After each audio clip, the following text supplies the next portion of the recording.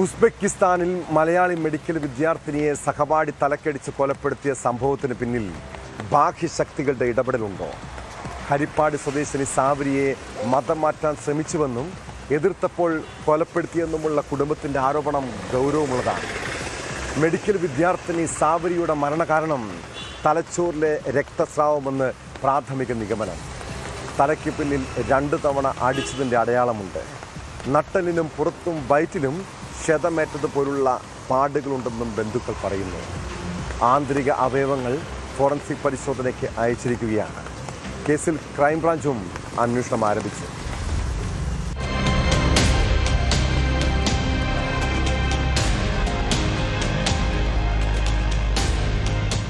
ഉസ്ബെക്കിസ്ഥാനിലെ Bukhara state medical യൂണിവേഴ്സിറ്റിയിലെ 1ാം വർഷ MBBS വിദ്യാർത്ഥിനിയായിരുന്ന Sawariya Basant കൊല്ലപ്പെട്ട സംഭവത്തിലാണ് Kerala police അന്വേഷണം ഊർജിതമാക്കിയത്.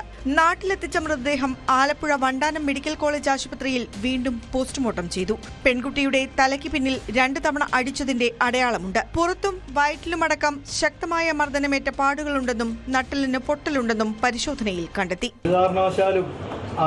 ചെക്കൻ രക്ഷപ്പെടരുത് എന്ന കാരണം കൊണ്ട് തന്നെയാണ് ഇവിടെ പോസ്റ്റ്മോർട്ടം ചെയ്ത് ഈ കേസ് രണ്ടാമത് അത്രയും സ്ട്രോങ് ആയിട്ട് തന്നെ മുന്നോട്ട് പോകാൻ ഞങ്ങൾ തീരുമാനിക്കുന്നത്. ഇഞ്ചുറി കൊണ്ടാണ് മരണം സംഭവിച്ചതെന്ന് മാത്രമാണ് അവർ വെച്ചേക്കുന്നത്. അതിനകത്തുള്ള ഈ ബ്രൂസ് മാർക്സും ബ്രൂട്ടലി അവളെ അടിച്ചേക്കുന്ന മാർക്സിന്റെ ഒന്നും അവർ റിപ്പോർട്ട് ചെയ്തിട്ടില്ല. ഇനി വരുന്ന ഡീറ്റെയിൽ റിപ്പോർട്ടിൽ ഉണ്ടാകുമെന്ന് നമുക്ക് അറിയത്തില്ല. കോളേജ് അധികൃതർ വന്നു, അവർ ജസ്റ്റ് എല്ലാവരും വന്നു, അവരുടെ ഭാഗത്തുനിന്ന് യാതൊരു സഹായങ്ങളോ ഒന്നും ഉണ്ടായിട്ടില്ല.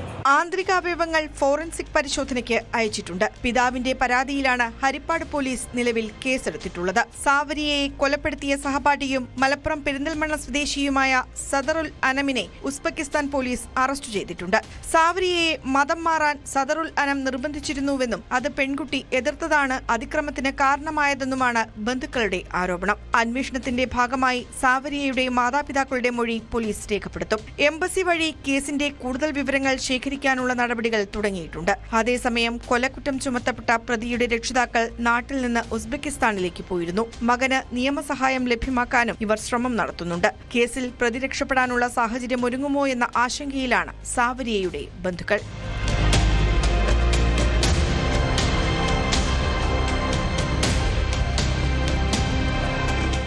ന്യൂസ് 18 ആലപ്പുഴ.